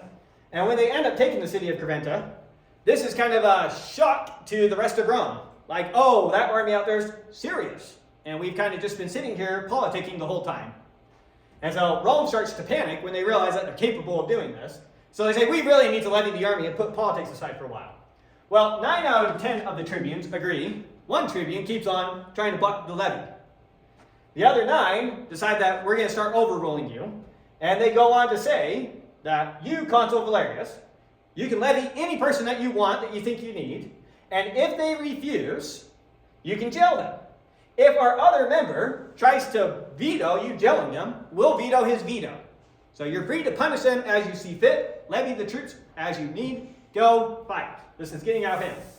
And so Valerius says, thank you very much. He threatens all the plebs who refuse to be levied. He levies his army very resentfully, and he goes and he marches off to take the city. Now, Cerventa, when the Aequi took that city, they kind of used it once again as a center house to store all their plunder as they raided surrounding lands. They were left for months just raiding through Latin and Hernici land. So they gathered up a ton of plunder. There it is now, all in one city that they took over, all nice in one place for you. And so when it is reconquered, the Romans, we won't bother with any tactics here, they're able to retake the city, kick the Aequi out. When they retake the city, there is just a ton of plunder inside the city. So soldiers now are thinking, this is going to be a huge payday. And our consul Valerius here, he once again doesn't let the soldiers have the plunder, and he decides to sell it all. Now, there could be a rationalization for this. Remember, Rome had their plague a few years back, and so it could be that they have to restore the state funds that they used to subsidize food during the time of, not plague, but famine. So that could be the case. I don't know if that was the case. I know what he said, and he says that's not the case. He tells his army, the army should participate in the booty when they had not declined the service. He says, if you're going to serve under me and you refuse, I'm going to refuse you any of the plunder. So he decided to use it to punish them. Now, I think that they really needed it for this, or to refill the treasury, but in either case, Valerius didn't want his army to think that. He wanted to think that they were being punished for refusing the levy to begin with, and for having to be coerced into going and fighting and doing their job. So, quick battle, but once again, another battle that is going to work up the plebs. Plebs, once again, back to boiling point, and now it's becoming clear in the plebs' mind, we need a plebeian military tribune. And the plebs are now all kind of on the same page. That's what we're going to do. No stopping us this time. Well, that year, the patricians say, well, this year we really need consuls to be elected next, not military tribunes. And the plebs are furious because it was pretty much known, it was a foregone conclusion that we were going to get a plebeian military tribune, which the patricians very much knew. In particular, the Aecilii, there it is, the Aecilii family is becoming extremely popular. Our first Aecilii that we talked about, that I remember, was going all the way back to, remember Virginia and how Appius Claudius tried getting her declared as a slave? Yeah. The man she was betrothed to was an Aecilian. Was an Aecilii. And so he was the one that came to her defense, and so already in the public, very public figure, painted in a very positive light. So the Aecilii family, they have been growing in reputation here. They had many times been tribunes of the plebs, had done a good job. They have been the family that kind of shown themselves to not be one of the corruptible ones. They had won a bunch of good reputation. And so patricians were very worried about this family. They thought that there was no chance that one of them wouldn't become a military tribune. So they made sure that this year it was consuls being elected. Plebs, very angry about that. And so when it comes to the election of the quaestors, 3 out of the 4 quaestors elected end up plebs. So for the first time, here we are, 409 BC, we now have a plebeian magistrate in Rome. Just a quaestor, but hey, they got it. So, outraged the plebs enough that they were ready to push pleb as hard as they could in the quaestor elections, which kind of shocked the patricians. They weren't really expecting this. So, now we got some plebeian magistrates. Things looking good for the plebs. Volsci and Aequi, once again, they now get their armies together, and now they're going to attack. Volsci, it's back to the pro-war faction in power, and so now it's going to be the full might of the Volsci, not just some mercenaries. So Volsci and Aequi, they go ahead and attack once again. Once again, the consuls, because it's consuls this year, trying to levy the army, their levy gets blocked. Plebs are furious with them. They're very happy to let these armies go rummaging out around through the land. And I can't tell you how angry the tribunes are at the patricians for this up here, forcing it to be consuls. Show you how they're behaving towards the consuls. One of the things they did is all year long, to each consul they had 2 tribunes assigned to him, who would just follow him around and just veto anything he tried to do. Doesn't matter how small. Anything he was trying to accomplish, they were just going to veto, just annoy him as much as is humanly possible. And just make them regret ever picking consuls on the one year that they knew that they were going to get some plebs as military tribunes. So, they're furious. And once again, Carventa, the city that's been going back and forth, it's lost again, retaken by, I think it was initially the Aequi or the Volsci, whichever one gets it, not sure. And plebs, they don't care. Okay, they got that city. We don't care. We're vetoing everything. You're not getting anything you want. The Senate has no chance without giving some ground. And so they agree to have military tribunes the following year if you will let us levy the army. Like, we've got to do something.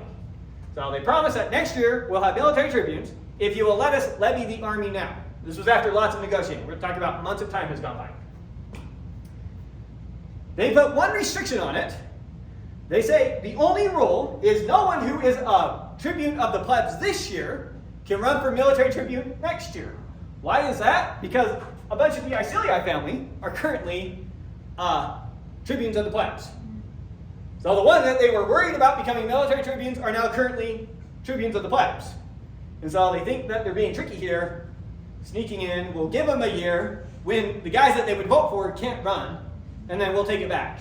And so we can still work this out and stop the pleb from getting the powers. And so with all the negotiating, lots of negotiating that goes by, they finally work this out. They finally levy the army and try and go and retake Carventa. But by the time they got there, the city's way too fortified. They're ready for everything that the Romans have. They didn't respond near quickly enough, and it's just a nothing burger, and they end up having to go home. The Roman ally really suck. I mean, they're just constantly being put in that spot. Well, on the one hand, you're constantly losing material. On the other hand, you're not losing your soldiers. They're the ones dying, and 80% of the time they get back to plunder or whatever it is. And so you take the losses to the plunder, but you save the lives. And they wouldn't save the allies if they didn't think it was worth it.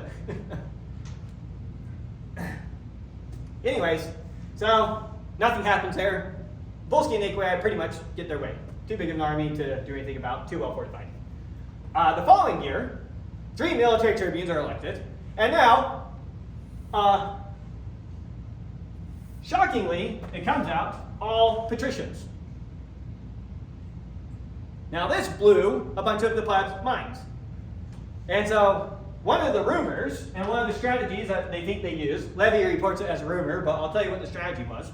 What the Romans did, terrified that they were going to get a bunch of plebeian military tribunes, is they bribed a bunch of plebs to run for the military tribune. Now, why would they bribe a bunch of plebs to run? Scatter the votes. Kind of scatter the votes, but at the same time, they picked people in a more mean, disgraceful circumstance. People that, by good Roman honor, should not be seeking an office that is obviously above them. And so it makes a lot of their guys, by contrast, it's like a patrician, a pleb. And so they get just, desperate people who, obviously, you should not be doing this. And so they can create that contrast between patricians and plebs, and it works. Now, Livy reports that that is a rumor that they did that, but it seems like a fairly plausible one. So once again, even with all the outrage, a year later, doesn't seem like it was enough to get a pleb military tribune in power. And that same year, with the 3 military tribunes, the Volsci and the Aequi, they go and they gather around Antium. Remember, Antium used to be a Volsci city, and it was a major Volsci city. So they get Antium to revolt, which is going to be a good-sized city in and of itself, and then we're going to have the Volsci army and the Aequi army together with them. That's a pretty big threat. And so with that big of a threat, the Senate decides to push for a dictator. Now, the military tribunes here, in particular 2 of the military tribunes here, are enraged by the fact that the Senate wants a dictator. They're saying, what are you talking about? We can easily deal with this threat. You're not even giving us a chance. This is not a situation that calls for a dictator.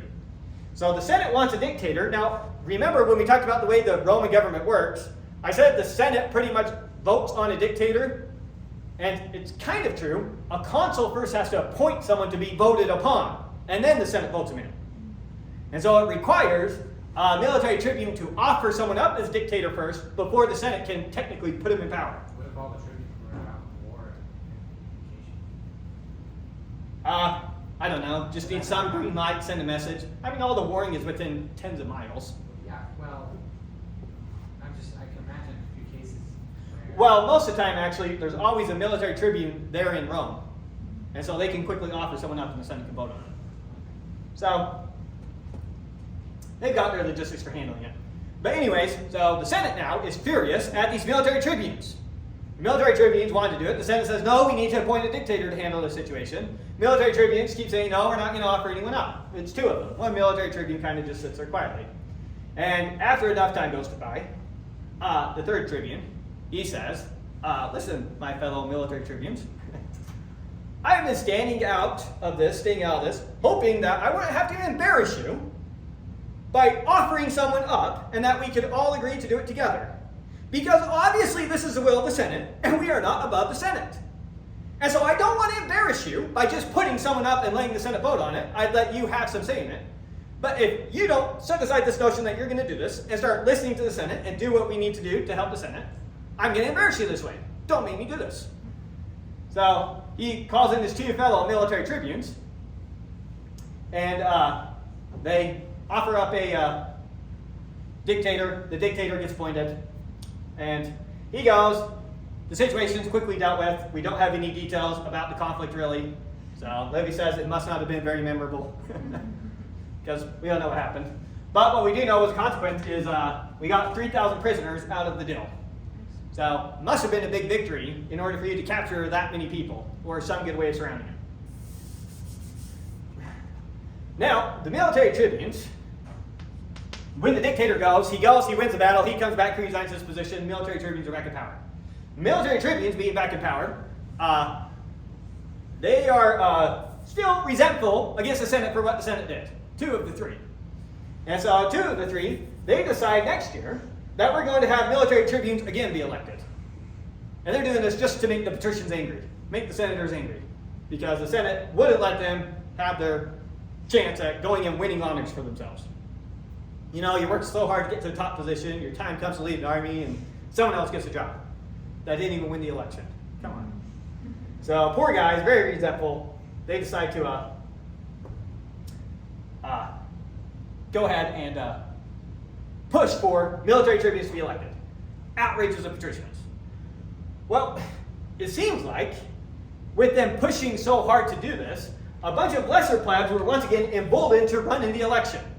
Now this time there's no accusation of them being bribed to do it. They just decide, I'm going to try to do it again. And so a bunch of lesser plebs tried to run for election. The contrast between all the plebs running and the few patricians who the patricians decide to get behind, they carefully handpick who they want to run and who they're going to support, makes a huge contrast in the eyes of the public between the plebs and the patricians. And so once again, 4 patricians are all elected to the military tribunate, and on top of that, all quaestors are a patrician as well. So the contrast is just looking awful with how many plebs are all running for office. What about the Icicli or whatever they're called? The Icilii family,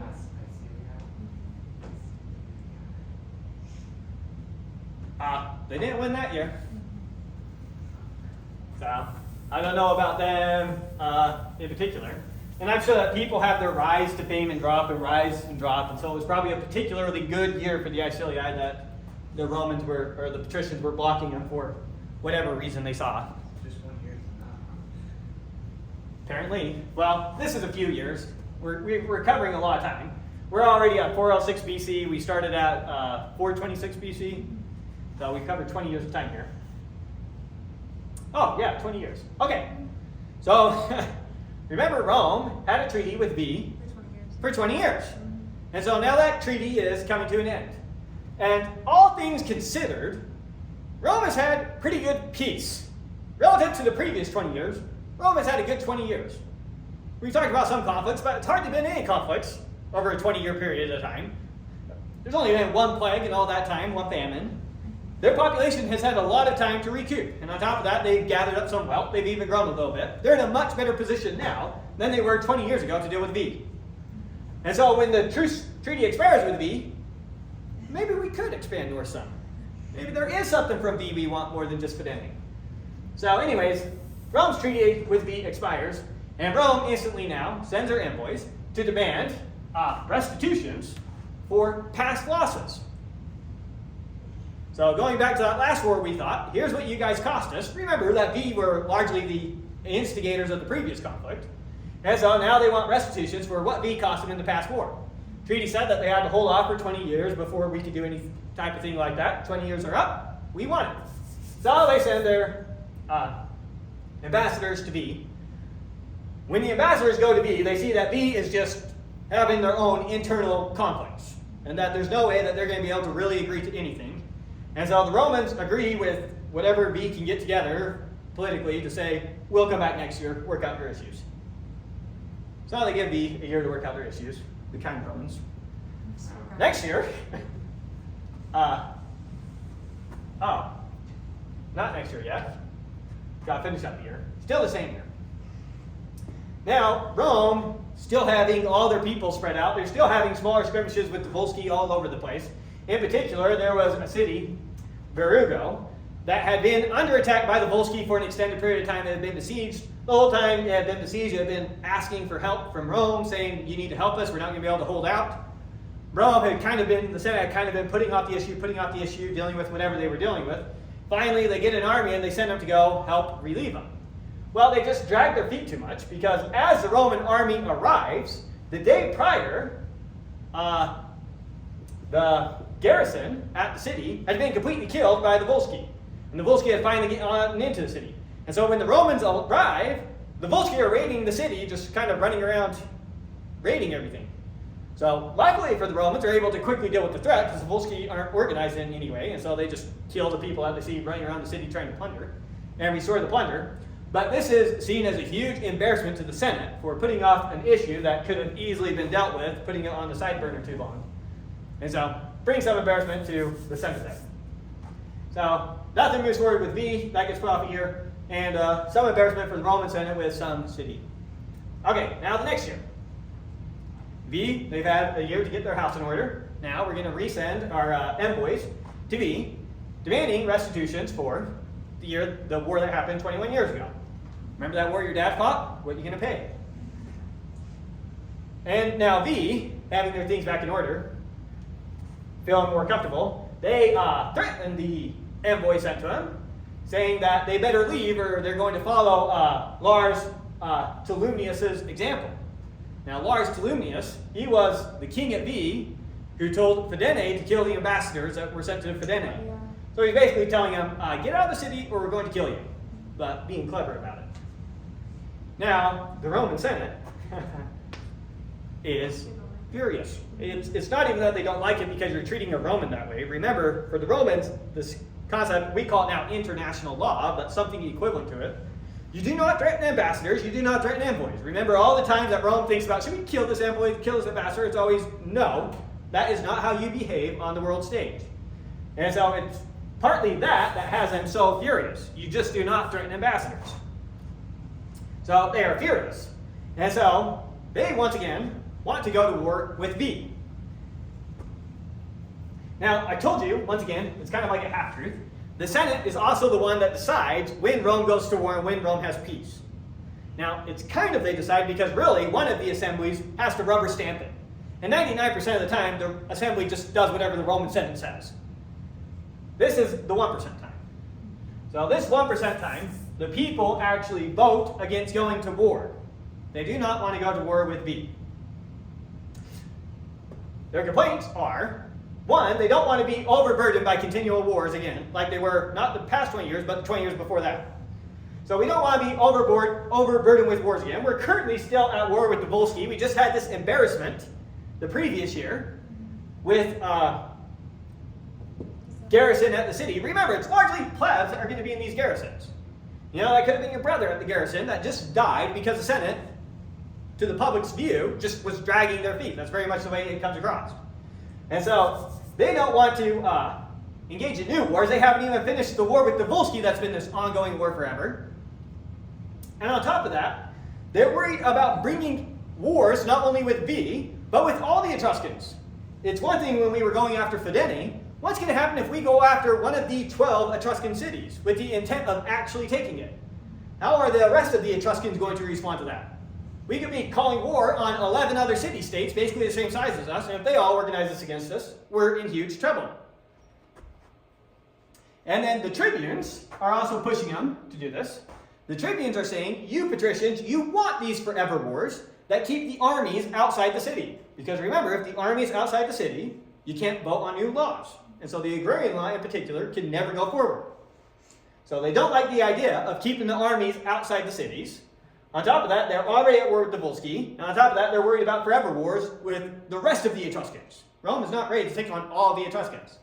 Maybe V, but not all the Etruscans. So with that, It's weird. Why would the Senate actually feel that it's to their advantage to go to war with V? Particularly because every time that they have to gather the army before it's inevitable that Rome and Veii are going to go to war, and the Romans know that, and the Venetians know that. They are both expanding in power, and eventually something's got to give. Someone is going to die. And they know that. So it's just a matter of when and who. So it's an inevitable conflict, and they understand that, and that's largely how a lot of those types of fights go. So every time they have to levy the army, it seems like the tribunes get a lot of advantage. Yeah, the tribunes have an advantage every time they have to levy the army. On the other hand, Rome started out like this, with 1 square mile, and now they've got like 90 square miles. Mainly out of self-defense. After Well, 500 years. kind of. After self-defense of the lands they took. I walk in your house, I plant my flag, and now as you attack me, self-defense. So they're all looking to expand the lands. It's an inevitable conflict. V's been growing this whole time too. We're not following their story, but they're growing. Rome's been growing. The conflict's inevitable. Both cities know it. But so with war denied to the Etruscans, Rome can now fully organize going after the Volsci. Right now it's just the Volsci. One threat. We got all of Rome to go after just the Volsci. So they get 3 armies levied. They're going to do it right this time. If the thing that is stopping the plebs from letting us go to war is with V, if one of those things is we're at war with the Volsci, we're going to put an end to this war with the Volsci in 1 campaigning season. So levy 3 armies. They have 4 military tribunes, I believe. So 3 of them, 1 leading each army, 1 at home. And they take these armies and they march into Volsci territory. Now, as they march into the Volsci territory, the Volsci largely don't respond in any way. They kind of hide behind their walls. So 1 army just plunders tons of Volsci territory, getting tons of loot. 1 army takes some city, don't know which one, doesn't matter. The 3rd army takes a very important city, which is Anxur here. Now, it's kind of hard to tell from this map. I don't know if you, can you see the difference in elevation that's trying to show? Yeah. These are mountains right here. Anxur is the pathway you have to take from down here if you're going to come up this way. This is one of the major paths that the Volscis use to come and attack the Romans, especially when they are teaming up with their pals here at Antium. The other way that they have to go is this way up through the Hernici and then the Latin territory. So this is one of their main points of entry into Rome. Rome getting this city cuts off the Volsci coming up that way and kind of forces them through just this one channel. So tactically speaking, it turned out to be kind of a stupid wealthy city, but tactically speaking, it's an extremely important city for bottling up the Volsci and stopping them from being able to cross where they want to cross. So hugely important city. So we'll only talk about that one. Now it's right at the edge of these hills, so however the city is, there's some hill coming down to the coast. However the city is, it's got its walls, but it's got its walls on the high side with the hill and the low side. And so the way that the Romans take it is they split their army in 2. Half their army over here, half their army is on this side. We're looking at a side view, so that's what people look like, but the walls are much bigger. So half the army over here, half the army over here. What they first do is they have these guys run over here and start setting up ladders and siege equipment, pretending like they're trying to climb up the wall and get to the city. Once the army inside responds over on this side, they tell the guys on the hill to come over and start putting up their ladders over here to come into the city. And when these guys run to put up their ladders over here, these guys start running around the city like they're going up over here.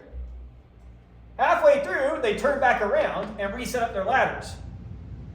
And so it's on this side that they end up getting into the city while the whole army was occupied with that side, thinking that they were moving around, coming up this side. So some miscommunication makes it unknown that the Romans went back to this side, and before they knew it, a bunch of Romans were inside the city. And so the Romans were able to take it in a single day with relative ease, what could have been a very drawn-out siege. And so it's a huge win for the Romans that they got that city against the Volsci. So a lot of plunder. Another city somewhere not nearly as important, but taking Anxur there, huge win for the Romans against the Volsci. Doesn't that mean they basically own all the land to the north? All the land to the north? Northeast or west?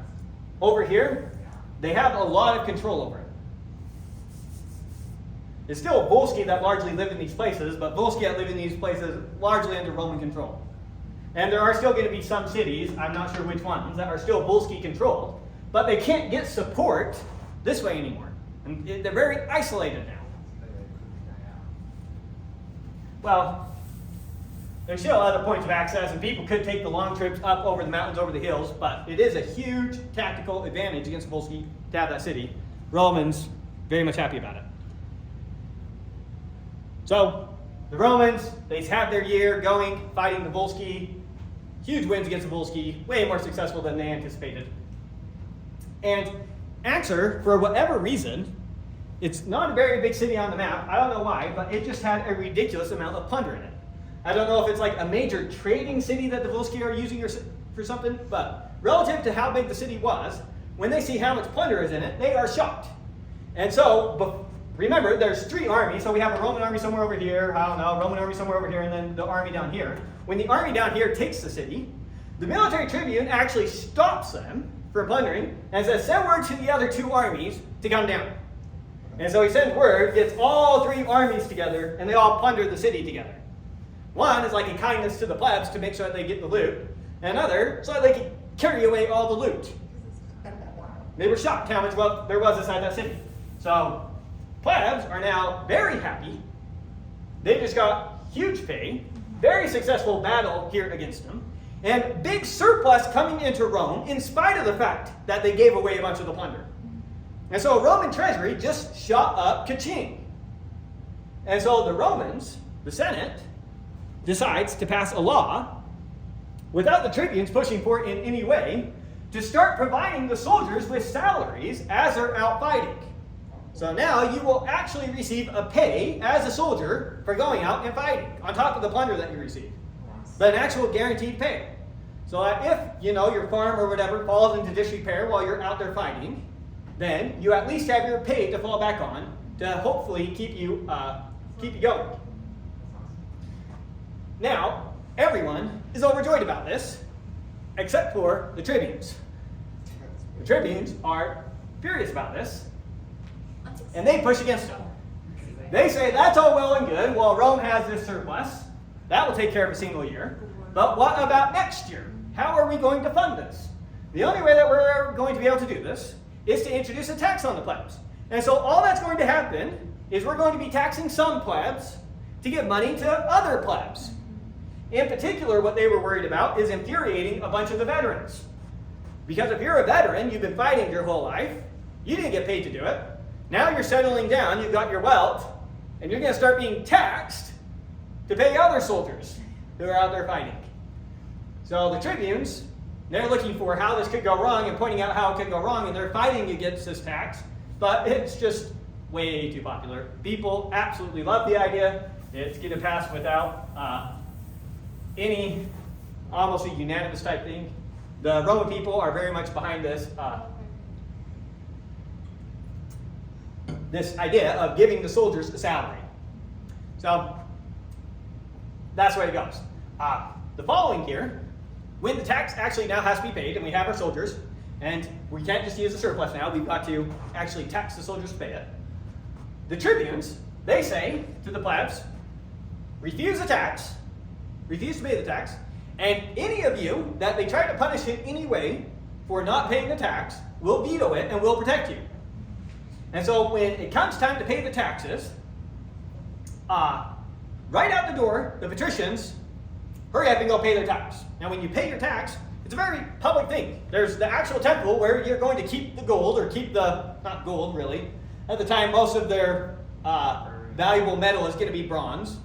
But so you would see the patricians come through the city with their wagons full of bronze that they're going and depositing at the treasury, paying their taxes. And so they quickly do it without skipping a beat, as fast as possible. And some of the plebs start following suit. And the patricians start praising the plebs who are going and paying this tax. And it becomes almost a civic thing that everyone's going to go and pay their tax. And everyone's going to help contribute towards the soldiers, towards whatever war effort comes up. Because another thing that happened is, since Veii was conquered so thoroughly, they also agreed to declare war on Veii. Since the Volsci were conquered so thoroughly, they now, the following war, decide to declare war on V. So we're going to see now a 10-year war with V here, starting in 405 BC. So, war is officially declared with V. That year there were 6 military tribunes. That's the max amount that could be elected. They're going to go take off their army. They levied the troops. The troops are willingly levied. Plebs are in a great mood right now. On top of that, a huge amount of plebs just volunteer.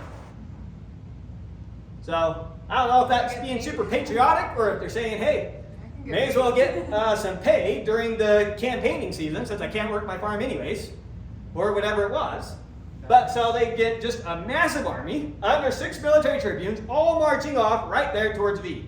That's going to significantly reduce the challenge of plebeian armies. Yes. Yeah. Yeah, now there is a incentive for a soldier to let himself be levied. So massive army marching out. Unusually massive army means unusually massive pay, means everyone had to be taxed, but everyone seems to pay it willingly, and everyone is okay mobilizing all these resources behind this war effort. And so all 6 military tribunes leading just a massive army, they go to V, and they start besieging V. This is going to be a 10-year siege, spoiler alert, and there's a reason that this is going to be a 10-year siege. V. This is an attempted artist reconstruction of what the city looked like. V was on top of a plateau, and then on the edge of the plateau just had their walls all the way around. V was a ridiculously well-defended city. You are not going to be able to easily just get some siege equipment up against the walls and work your way up over the walls. So there is no good way to siege V, and so you kind of just have to count on sides to starve it out initially. So you got V, just a ridiculously massive city, and right now the Roman army is just besieging it, cutting it off from every single resource, probably trying whatever tips, tricks, whatever things they can think of to try and get the city, but this is just, it's ridiculous. It is so much better defended than Rome, it's not even worth it to compare the two. Can you dig under the city? You can dig into that rock. Is that just solid rock? It's, I can't remember the type of rock that it is, but it is a type of rock. Okay. So they are on top of a plateau. You go up that plateau, and you got the 30-foot wall on top of the plateau. A bunch of soldiers sitting there waiting for you. A bunch of soldiers sitting there waiting for you. It's really hard to do a surprise attack up the side of a mountain like that. There is just, and on top of that, there's going to be trees and woods and stuff, and I wouldn't be surprised if prior to this, they had even gone and just dug trenches around it all just to make it harder to maneuver in the area. Just sieging V, it's ridiculous. So let's do it. So they mostly just sat out and let it starve? Well, initially, that's kind of how sieges go, right? If you can't take the city, you starve it out.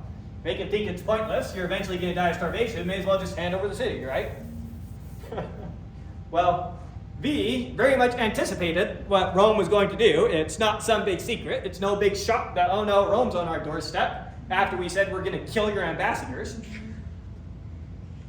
Because V, this whole time, had been preparing. And so, not only do they have amazing fortifications, but they have just a stupid good food supply. And on top of that, they have tons of friends in the area, namely the rest of the Etruscans, should they ever need more help. So V is very unworried about this. I mean, they're worried about the Roman threat. They can't work their farmlands around it, but considering that you're being besieged by another army, it's hard to feel better than someone in V would feel about the situation. That is just as good as you can ask for, given the circumstances. So, we're going to start a 10-year war with V. The whole thing's just going to be one big siege of the city of V. It's just that well defended, that well fortified. Now, to give you a sense for this, this is the 14th time that we know of that Rome has declared war against V. Not the 14th battle. Remember, wars can last for years. This is the 14th time Rome is going to war against V in the time that we've been covering this history. They go all the way back to the very beginning. Almost as old as the Sabines. Probably close to the same time as the Sabines. And so these two have been going at it forever, and we're finally going to get the grand finale ending with it, with the big armies surrounding V. Now, while the 6 armies well, 6 military tribunes with just a massive army are out there surrounding Veii. Some Volsci decide, hey, might be a good time to invade. They just declared war on Veii. They're going to be aware of the political situation. Again, they have to invade through Hernici territory because they can't go the other way that they normally like. It's just through those mountains, through the Hernici territory that they can go. And so a portion of Rome's army has to be sent off to go deal with these guys, which isn't a problem because Rome just has this stupid large army right now with how many people just volunteer. So they go, they win a pitched battle.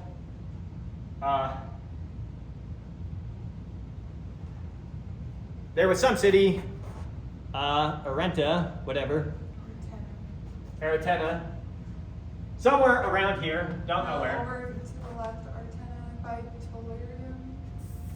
Left. Oh, thank you. There you go. There it is. Somewhere up there. So the Volsci, they came in the area, set up in a. Gotta go the right way. Scroll back. Was it this? Yeah. No, it So wasn't that. No, it was the one after that. Was it this? Yeah. 14, Yes. yeah. Okay. You're what? Okay. So they come marching through the Hernici territory. There was a city that they had control over the entire time up to this point, Artena, where once the Roman army came, they decided to hide up inside that city. And they were just going to wait for the Roman army to have to go back on their merry way to escape. Well, what ended up happening is there was some slave inside the city who hears how Rome treats some of their slaves. And he ends up opening the gates to the Romans. And so the Romans get the gates open to them, and they're able to take the city without even having to put up much of a fight. And so now they got a new Volsci city without really having to fight. And to keep this reputation going about how Rome treats slaves who decide to treat Rome well, they make the guy slave and they give him 2 families' wealth. I don't know what that's supposed to be in terms of metric, but the way it's portrayed, this is much more than the typical 10,000 asses. Yeah. This guy is getting the extra of the extra because of how much he just spared Rome. And so this is almost a nothing burger. The army's able to go back and reconsolidate all their efforts at the siege of Veii. And the Volsci suffer a huge loss, all because one slave opened the gates. So treat your slaves well. But the problem Rome has is the campaigning season. They've gone, they besieged Veii. It's obvious that they just have a stupid amount of food. Campaign season's over. We got to go home. Once they do that, Veii's just able to quickly resupply. They got all their allies up north. And Veii's like, nothing ever happened. Same time next year? Yep. There's just nothing to Veii. There is no chance that Rome is going to be able to win this war this way. And they realize that there is no chance that Rome is going to be able to win this war this way. So, we gotta change something. So the following year, Rome changes the laws on how many military tribunes can be elected. And they up it from 6 to 8. Not sure why, but the logistics of everything they're trying to do around the city of Veii, whatever they're managing, they just feel like they need more military tribunes. We don't have enough detail why this is the case, but it's the case. They decide we need more control over what's going on. So they up how many military tribunes are appointed. All throughout this conflict is almost going to be straight military tribunes because of how many people they want out in the field. So we're not even really going to hear about consuls. Doesn't that mean 8 armies generally? It would mean 7 armies, Oh yeah. 1 at home. But 7 ways of splitting it up that might make sense. Or maybe it's 4 really doing that, 1 standing guard just in case this happens, whatever. They've grown immensely. That seems like. They Used to be 2 armies was a big deal. Rome had a lot of time to recover. That 20 years of relative peace was a massive benefit for Rome. And so they're better than ever. Anyways, so Rome, they appoint 8 military tribunes. Veii, knowing that Rome is changing their tactics, you always panic a little bit when they're going to try something new. Maybe they have a plan. They, rather than being, they kind of had like a senate of oligarchs. They overthrow that system and instead appoint a king to be the head. Now, this tastes bad in the mouth of all the other Etruscan city-states out there. They had all moved past the kingship system. And so this kind of seems like a regression for being one of the 12 Etruscan city-states. Yeah, they used to be all kings. I don't know if they, probably if you go back far enough, they're all kings, but kingship definitely was the norm. It was with Lars Porsena and it was with V even not that long ago. In particular, the king that they elect, due to, it's not worth explaining, the Etruscan internal politics, but they also picked a guy that the rest of the Etruscan city-states kind of just hate the guy. He was kind of ridiculous at some festival that they had, and he offered support to pay for a bunch of things and ended up pulling his support out. And they hate him, so they don't like him. So they don't like that it's a king, and they don't like that it's this guy. So the rest of the 11 Etruscan city-states are kind of agreeing to step back and sit this one out and see what happens with V. So V is losing a bunch of his support by appointing a king. They're appointing a king because, kind of need like martial law, kind of like the equivalent of Rome having a dictator. And so now Rome is getting ready to take this threat with V serious, or this siege of V serious. So you got the city there. First thing they do is they're barricading the city. So that's going to be where you did your whole lump up the dirt, and then you put your palisades in there so that you can enclose them all the way in. And then on top of that, they start building a barricade to the north in case any Etruscan armies show up unexpectedly. You don't want to be caught unaware. So the Romans are in between here, in between this wall and this wall, feeling pretty well defended in case anything happens. Should V try to break out, there's a wall surrounding him. Should enemies come from the north, there's a wall protecting us there too. Make sense? So they construct the barricade like that. And then they're keeping a small portion of their army at Rome just in case to deal with whatever internal things, or in case Etruscans decide to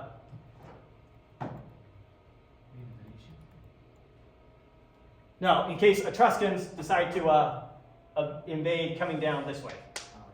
So they're over here at V, they've got V surrounded, and they've got a barricade up here to the north should support come down this way. In case the Etruscans try sending an army this way, who knows, maybe Cumae here might decide to be an ally to him and send in an army. They're going to keep an army at Rome basically to watch along the Tiber River. The other Etruscans declare war on No, but they're not going to be taken off guard. Okay. So it's a just in case type thing.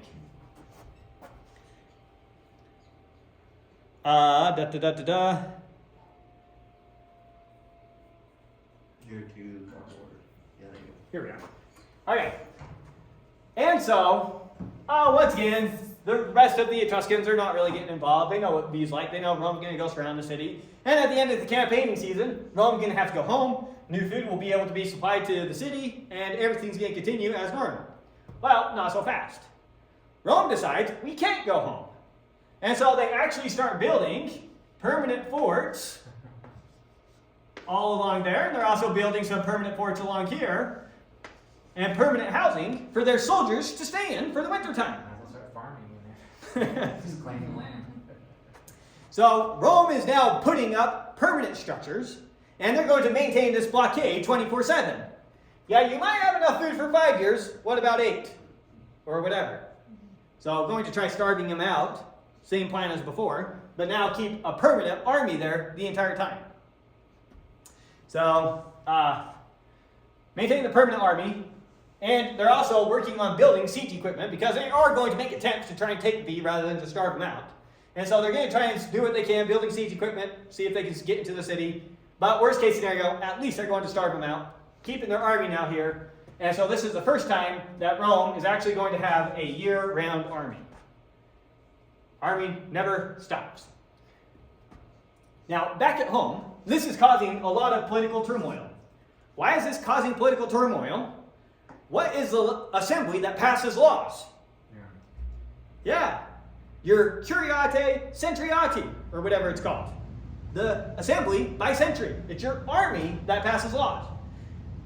The patricians have just worked out a way to keep the army out in the battlefield 24/7. And so there's no chance of your tribunes pushing forward any laws as long as this siege is going on. So this siege is actually really good for the patricians at home as well, the longer it goes on. Wouldn't also a massive tax start to accumulate? Yes, and the other problem that you have is now a huge portion of your population is out here year-round. And so they're not out working the fields that they would normally work. And so the production of Rome is drastically going to drop in terms of like food and stuff like that. And their expenses are going to shoot up. They're going to have to pay for all this stuff. If you're going to keep an army out there 24/7, you're going to have to pay to keep that army out there 24/7. And so yes, this is also going to become an extremely expensive operation for them. And so one of the tribunes talking to the people there, talking to the assembly, he's furious. He claims that this was the desire of the patricians all along. This is what they were planning for. They knew that there was no hope of actually taking Veii. They wanted to siege Veii, and they wanted to siege it 24/7. And this is the real reason that they put that salary in place, so that they could pay to do that. And so that they could stop any laws from ever actually going forward ever again. So the tribunes, they're kind of stuck now. What can a tribune do? They can't force through any legislation. There's no body to vote on it. They can't block the levy anymore. And they don't even have a youth there that they can excite to some sort of political action anymore. Can't even get these guys to do any sort of campaigning. I think they might have come back to vote and gone back. I don't remember. But outside of that, it's really hard to do anything with your plebs when your plebs are all gone. Or at least when the young men of your plebs are all gone. And so they're very upset about this. Now, Appius Claudius, he's addressing the same assembly. He gets up and he explains that this is the only way we can win this war.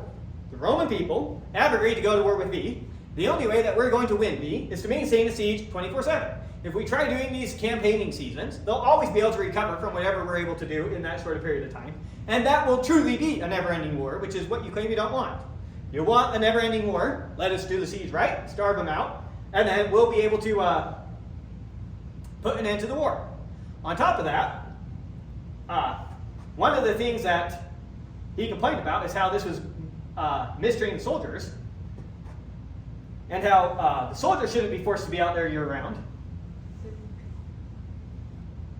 Yeah, and so what Appius Claudius says is this is an abuse of the soldiers. We are paying them a year's worth of wages. We can expect a year's worth of work out of them. You are the ones saying that we shouldn't even be paying them to perform their military duties.